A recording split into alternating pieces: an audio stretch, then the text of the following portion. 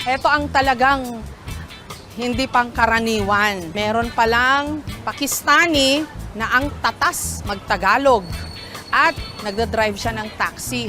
At ang tawag niya sa kanyang sarili, si Taxi Pabebe. Siya si Biradar, Pakistani national, na mahigit 2 dekada nang nagtatrabahong driver dito. Magandang umaga. Magandang umaga sa'yo! Una, maligayang pag dito sa Dubai. Ang galing mo naman talaga magtagalog. Gali ka na, sakay tayo. Ako gala-gala sa kasi dito madami kabayan ko. Tagalog? Para hindi mabagot ang libangan ni Biradar, pagva-vlog habang namamasada. San, Philippine, Mindanao, Cebu, Iloilo, Laguna, Pangasinas, Ako sa Manila. Ako sa Palawan. Palawan. Ikaw, Ako sa Visayas. ambot ni mo, pag-ibig ka talaga.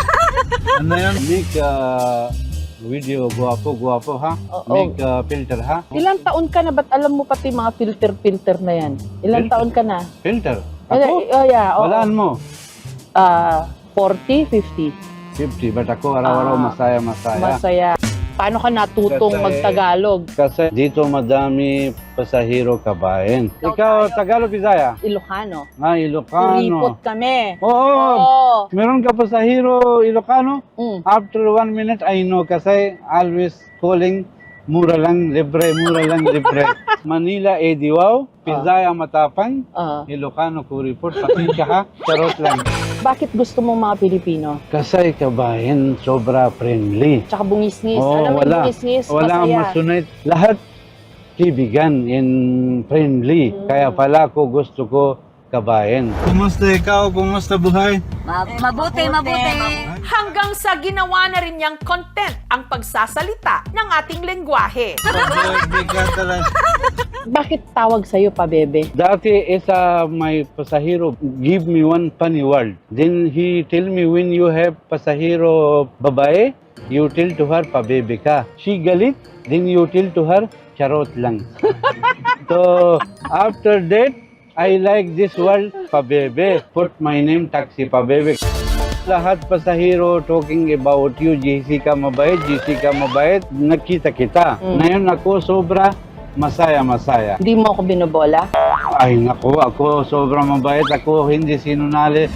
Mag-isa lang na namumuhay dito sa Dubai si Biradar. Ilan anak mo? Yanim. Pero yung kita, okay naman kita mo dito rito? wala sahod, commission lang. Okay naman, nabubuhay mo Okay naman lang, okay. yung pamilya mo. Thank God, kasi meron ka trabaho. Si Biradar ayaw papaawat. Bago niya kasi ako i-drop off, nagpasample pa si Taxi Pabebe ng alam niyang Filipino song. May tatlong baby akong nakita, mapayat, mataba, pero gusto ko isang likod, kwak, kwak, kwak. Ay nako, ako sobrang madala. May pasahero kabayan. Mula po rito sa Dubai, kasama ko ho si Taxi Pabebe, IKMJS9! Follow Jessica ko. Dito sa UAE guys, bihira lang umulan. ang buhay ng mga kababayan natin abroad. Ngayon, madali na nating nasisilip sa pamagitan ng kanilang vlog. Hello everybody, this is Rachel. Kagaya ng vlogger na si Rachel na 2 taon nang narito. Siguro pag nakakuha ko ng isang ganito, tapos umuwi ako ng Pilipinas, milyonaryo ako. Tubong Bungabong Oriental Mindoro si Rachel, isang certified bukonera. Basta kaya katunayan, ang dingding ng bahay nila sa Bungabong nabalot ng daan-daang mga sash na napanalunan niya mula sa mga beauty pageant. Bawat korona, inaalay niya sa kanyang #1 na taga-suporta, ang kanyang Tatay Santo. Sobrang proud na proud siya, kaya hindi ko siya makakalimutan.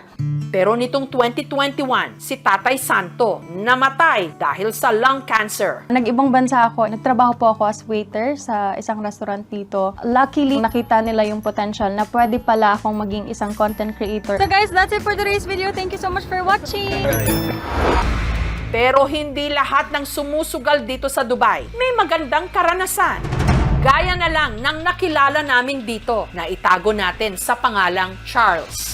Nasabi sa akin na safe daw ang Dubai eh. Safe po siya, pero meron naman pong mga ibang cases po dito. May mga pinapatay din po dito, may mga ganun, pero hindi po nababalita.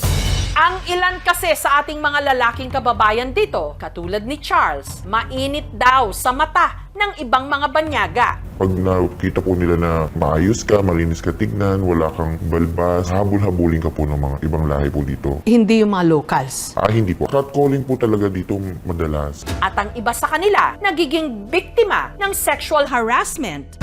Pauwi na po ako. May sumusunod na po sa akin.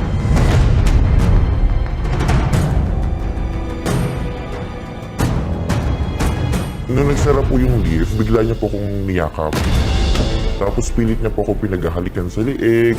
Yung kamay niya po pumapasok sa masiselang bahagi ko. Si Charles, pilit daw na nanlaban sa lalaki. Tinulak niya po ako ng malakas. Tumama po yung likod ko, nangihina ako. Pilit pa rin po siya. Yung mayakap. Bumukas na yung lift, nasipa ko po siya, tapos nasapa ko po siya sa mukha. Pero dahil sa takot, hindi na raw inireport pa ni Charles ang nangyari sa kanya. Sa pagkakaalam mo ba, dito sa Dubai, yung nangyari sa'yo, isolated o medyo common? Common po. Common. Ang dami ko din pong mga kaibigan na nakakaranas po ng ganito. Yung iba po, takot lang po sila magsabi. In case na ito po ay mangyari, meron din po tayong Office of Migrant Workers at sila po ang nagtitake care ng mga cases ng mga nabibiktimang mga Pilipino. Mag-iingat na lang po ako para sa sarili ko na hindi na po maulit kung ano man po yung nangyari sa akin. Alam nyo ba na ang isa sa pinakanaunang Pilipino na nakipagsapalaran dito, 5 dekada na ang nakararaan, hindi lang daw naging saksi kung paano unti-unting umusbong ang isang maunlad na bayan sa gitna ng disyerto. Isa rin siya sa mga utak sa likod ng tagumpay na ito. Siya ang prominenteng arkitekto at urban planner na si June Palafox. We cannot do a special on Dubai without featuring youth because you helped make Dubai what it is today. Dubai was life-changing. It's my architecture journey. The Khalifa of Dubai assembled a bit of Dubai. Look for me. December 97 series, I bet. I'm undering. Dekada 70 nung nag-migrate ang pamilya ni Architect Palafox sa bahaging ito ng Middle East. Naalala niyo pa po nung ina kayong nakarating sa Dubai? Siguro airport ng Dubai, the travel need. 50 years back, our Manila International Airport, yung instruction ng rulers sa amin, make Dubai a #1 city. Inalok siya na maging bahagi ng grupo ng mga urban planner at arkitekto na ang pangunahing proyekto bumuo ng isang lungsod sa gitna ng disyerto na kalaunan pala magiging tanyag sa buong mundo. This is some standard of growing 1970. Ito yung master plan nila. Ito yung odd town. Then these are major activity centers like Burj Khalifa nandito.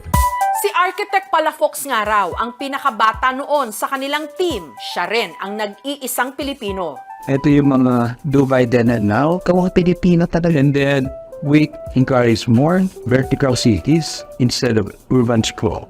And the rest is history. Ika nga, matagal na ring nakabalik ng Pilipinas si Architect Palafox. At maging siya, hindi raw makapaniwala kung paano ito nagawa ng Dubai. Sir, you were doing very well in Dubai. Paano ko kayo na-convince yung bumalik nito? Ang hirap na magpaalam. Pinuntahan pa kami sa bahay na, why are you leaving? If there's something wrong, and report. Maybe it's about time. I don't think. Ang tanong ko, Architect Palafox, kung kinaya po ng Dubai, kaya rin mo kaya ng Pilipinas? Kaya natin with success formula or well-burning Dubai. Ang populasyon ng mga Pilipino dito sa Dubai, halos kalahating milyon na. May isang lugar dito sa Dubai na parang Pilipinas na.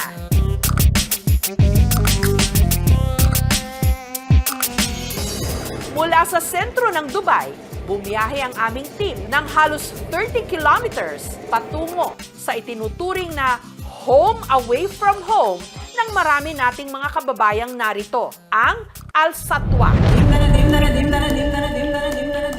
You know, Manila. Hello! Hello! Hello! Kamusta kayo? Para tayong nasa Pilipinas lang Kamusta ba? Day off ba ngayon? Oh, day off nila. Wala pa kaming 5 minuto rito. Nag-ipon na yung mga kababayan natin. Ang dami talaga nila. Ayan, nagta-traffic na dahil sa atin. Kahit ang may-ari, hindi naman Pilipino, Nilalagay nila yung mga salita natin. Katulad nito, Zane Ukay-Ukay. Ba, may restaurant na ang pangalan ay Luneta. May kainan na ang pangalan Jeepney. Lagi naman daw mahaba ang pila sa bakeryng ito. Pan de coco, Spanish bread, cheese bread. Ang may-ari nito, isang Pilipina, si Chaida. Anong pinaka-best seller nyo ba? Yung pinagkaiba namin sa ibang sarap. Parang yung pandesal lang sa kanto dyan sa atin. Magkano ho pala ito? 50 pills po yan. 8 pesos mahal, pero malaki. Ang mga empleyado ni Chaida, syempre, mga kababayan din natin. Mga taga saan kayo? Batangas, Ilocano, JKJ Ilocos. Isabela. Bicolana. Si Kuya. Kapampangan. Ikaw ate. Davao. Dekada 90 raw nung nagsimulang manirahan ang mga Pilipino dito sa Al Satwa. Ang kanilang mga inuupahang apartment dito, mga dating tahanan ng mga Emirati na piniling tumira sa tinatawag nilang New Dubai. Ang tiga-Alaminos Pangasinan na si Jomar dito umupa sa Al Satwa para raw makatipid. Kamusta? Apay, agsangit ka. Na-overwhelm ko. Privilege ko. Pinatuloy kami ni Jomar sa kanilang apartment na kung tawagin nila partition. Ang isang one-bedroom unit kasi hinati nila para magkaroon ng 2 kwarto. At bawat kwarto, nilagyan pa ng divider na tela at plywood para magkasya ang 3 hanggang 4 na tenant. So parang bed space lang talaga yung uupahan mo habang nagsisimula ka pa lang.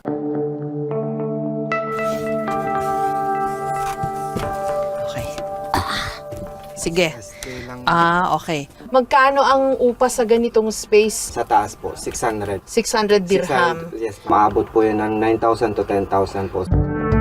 So bawat space po dito may kurtina. Opo. Yun yung nagbibigay sa kanila ng konting privacy. Maayos naman yung CR nila.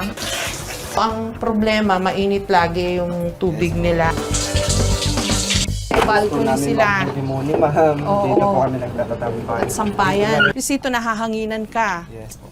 Bago nakipagsapalaran sa Dubai, 11 years munang nagturo si Jomar sa isang private high school sa Pangasinan. Bakit ka napadpad ng Dubai? Sa hirap po ng buhay, since na may edad na po yung mga magulang ko, may pinapaaral po akong kapatid. Kailangan ko pong makipagsapalaran po. Pwede bang malaman magkano ang sweldo mo dito? Ma'am, bali ang sweldo ko po, ma'am, is 2,400 dirhams po. Tapos 600 po dito ay nababawas papunta bayad sa bahay po. Yung natitira pong 1,800, 1,600 po doon ay naipapadala ko po sa Pilipinas. So magkano na lang natira sa'yo? 200 dirhams po. Taong 2017 naman, nung nagtrabaho sa Dubai si Ria, lahat ng kanyang pagsisikap, alang-alang daw sa kanyang anak. 1 taon lang po, umalis na po ako. Lumaki yung anak mo na wala ka dun, te. Masakit po. Okay ka lang. Opo, pero kailangan kasi nag-iisa lang po ako. Kaya salamat sa anak ko. First honor pa siya ngayon, ma'am. Wow. Proud na proud po. Si Mia naman, 6 na taon nang hindi nakapiling ang mga naiwan niyang anak sa North Cotabato. Kaya mahirap. Kaya budget lang muna. Hindi nila alam mahirap mo. Ngayon makikita nila. Ganito pala yung tinitiis ni nanay. Masarap lang po yung salitang abroad. Oo. Pero in reality po kami na nandito, it's mahirap po. Mahirap, malayo sa pamilya. Tunay ngang ang Pilipinas nasa puso. Kasay kabayan, sobra friendly. Kaya kahit saan man tayo mapadpad, dadalhin natin doon ang ating bayan. Para tayong nasa Pilipinas lang ah.